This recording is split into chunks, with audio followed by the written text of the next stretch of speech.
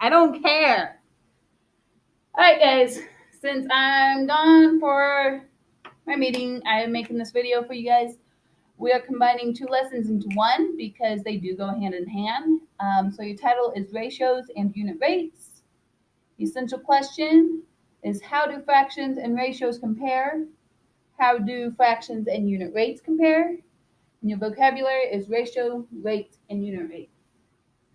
Please pause this video whenever you need to catch up on writing because I am not slowing down. Okay, first one we're talking about is a ratio. It's a comparison of two quantities by division. So it's going to mostly look like a fraction, and it is going to be comparing things such as how many books I have back there per shelf. It compares how many boys to girls, how many teachers to students, how many bars of candy bar if I was to split them in between students. So the example is comparing the number of boys to girls in this class. There are 11 boys and 3 girls. There are 3 ways to set these up. You can use it 11 to 3. You can use a colon, 11 to 3, and you can use a fraction, 11 over 3. I will be using the fraction. That's what we see a lot, and there will be simplifying. We seem to simplify better when we see it as a fraction.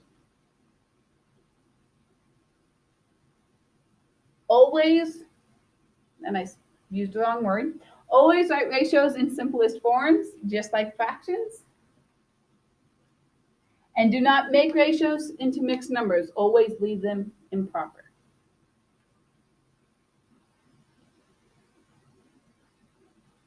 So your first example I'm going to do with you is this: express the ratio 12 baskets and 8 attempts as a fraction in simplest form. Explain its meaning. Since it said 12 baskets to 8 attempts, we are going to put baskets over the attempts. So it'll be 12 over 18. But we have to write that in simplest form, so we divide what can go into both 12 and 18. That would be 6. 12 divided by 6 is 2 baskets. 18 divided by 6 is 3 attempts.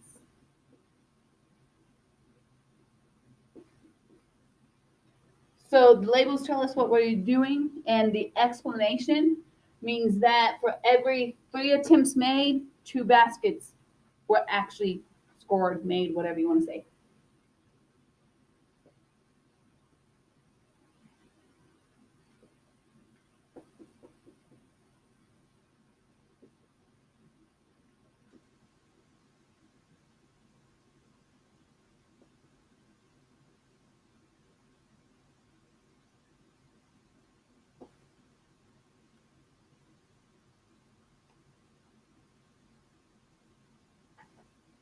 Right? So it's fairly simple, fairly easy. You're basically writing it in order in a fraction and then simplifying it. I want you to try the next one on your student page.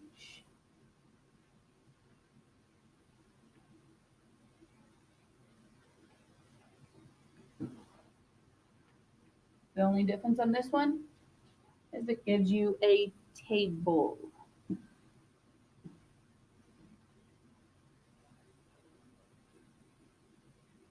Then try this one.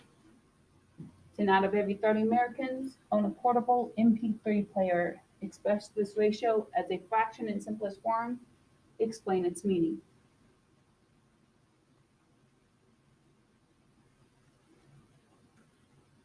Now this one's different. It says express the ratio 8 ounces to 3 pounds as a fraction in simplest form. Why this one is different is because we have the rule of when writing a ratio involving measurements, both quantities should have the same unit of measure. We are measuring 8 ounces and 3 pounds. That is not a ratio because it is 2 different things, right? Ounces and pounds are 2 different measurements. So what we need to do is we need to convert, what I would do is convert pounds to ounces. So we set it up. I lost my marker. I hate it when I lose my markers. 8 ounces to 3 pounds. Since I know pounds is actually larger than ounces, I'm going to convert that.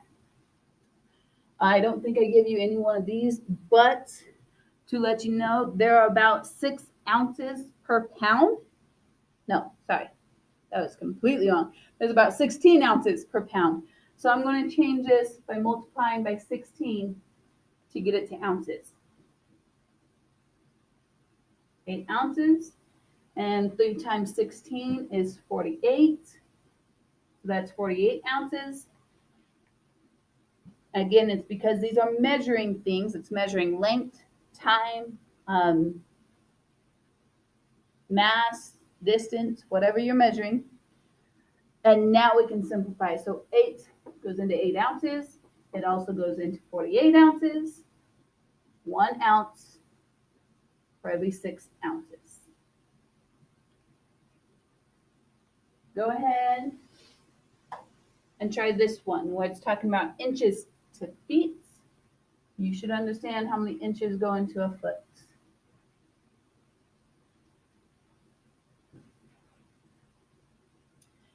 Next, we have our rates. This is actually the second lesson of the day. Rate is a ratio of two quantities having different kinds of units. So this one would be things of where it's measuring, for example, driving, having how many miles in 6 hours, or 360 miles in 6 hours. It's typing. I know some of us like to have typing races against teachers if you ever want to try to race Mr. Beeson. But 510 words in 10 minutes. Shopping, if you have $12.50 for 5 sodas, so how much those are? That is a rate. But we don't stop with rates. In fact, I hardly ever use a rate. I use what we call the unit rate. Unit stands for 1. When a rate is simplified so that it has a denominator of 1. So our examples, I'm going to use the same thing, but I'm going to make them unit rates. So driving, that is 360 miles in 6 hours. All I'm going to do is divide both of these by 6. 360 divided by 6 is 60 miles. 6 divided by 6 is 1 hour, so the unit rate is 60 miles per hour. Then we have typing. If we have 510 words in 10 minutes, I'm going to divide by 10 because it is our denominator. 510 words divided by 10 is 51 words in 1 minute. And then finally the last one, shopping. I'm going to do it over here so I have space.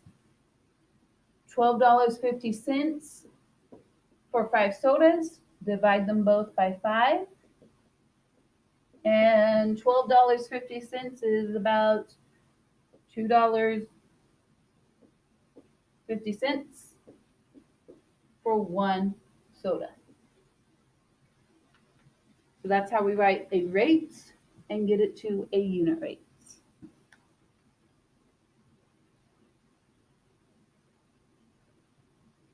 So express each rate as a unit rate, just like what I just showed you. $11 for 4 boxes of cereal. First you write it as rates. We want to know how many dollars per box. So we have $11 for 4 boxes. It does not matter what it is. I don't care how equally it goes in, but divide both of them by 4.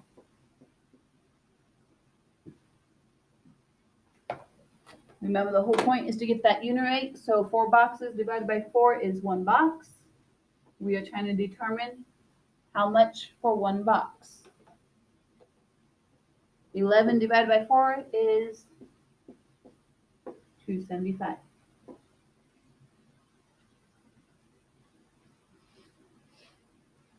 $400 miles on 14 gallons of gas. Again, set it up.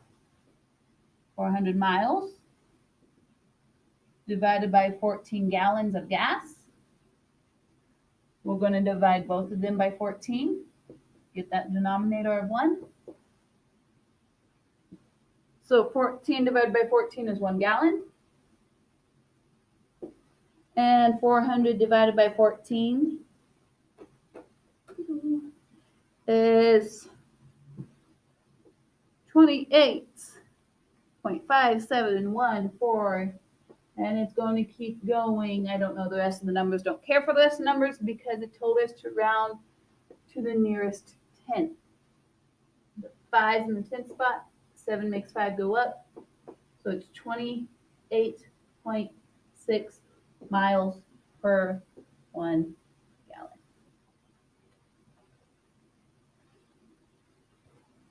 Go ahead and try the next examples on your student page.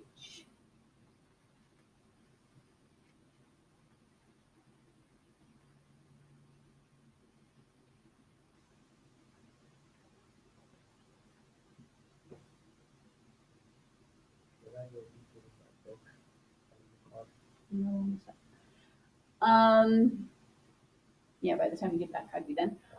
Compare unit rates. The next thing we're going to do is we just compare. So you are given two things. You have to find the unit rates. You have to tell me the best buy. So for an example, is online music store sells 15 songs for $12. Another one sells 10 songs for $9. Which online store has a lower cost per song? Store 1.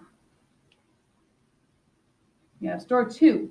We have to solve both of them for the unit price. So we have 15 songs for $12, which I am writing this backwards, and that's something I should probably point out. It does say cost per songs, which means you want how many dollars per song. That is $12 over 15 songs. We are going to divide both of them by 15. So we have 12 divided by 15 is going to be 0.8. Our label is dollars, so you know it's $0.80. 15 songs divided by 15 is 1 song. So if we go with the first store, we have paying 80 cents for 1 song. If we go to the second store, again, we want dollars per song. So we are going to set it up as $9 for 10 songs. Divide both of them by 10 to get the unit rate. $9 divided by 10, 0.9 or 90 cents. 10 songs divided by 10 is 1 song. So which one gives us the better deal? That one does because it is 10 cents cheaper per song. Go ahead and try this one. Remember to read how it wants you to set it up. It will always ask for which size is the best buy per ounce. Buy per ounce means dollars for every ounce or dollars over ounce.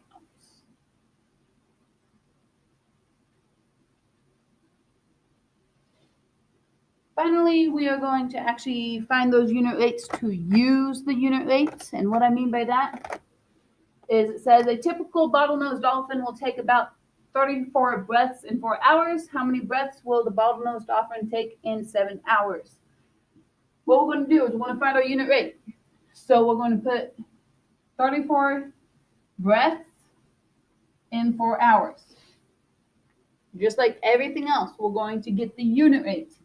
Divide both of these by 4.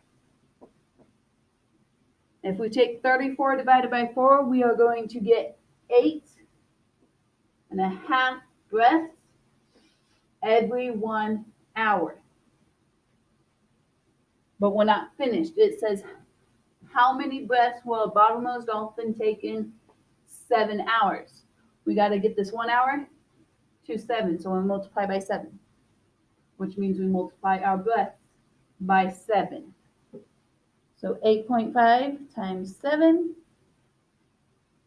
is 59.5 breaths. in 7 hours.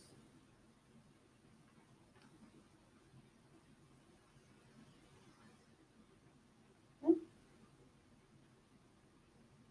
Try this one. Same way, same setup, same everything, just solve.